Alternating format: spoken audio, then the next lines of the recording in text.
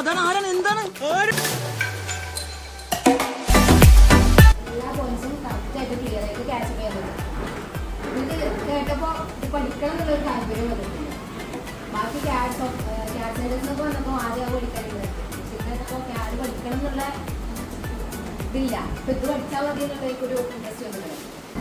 ആദ്യം അതേപോലെ പോയി അങ്ങനെയായിരുന്നു പഠിച്ചപ്പം നമുക്ക് ഒന്നുകൂടി തോന്നി താല്പര്യം തോന്നി പഠിക്കാനുള്ള താല്പര്യം തോന്നി.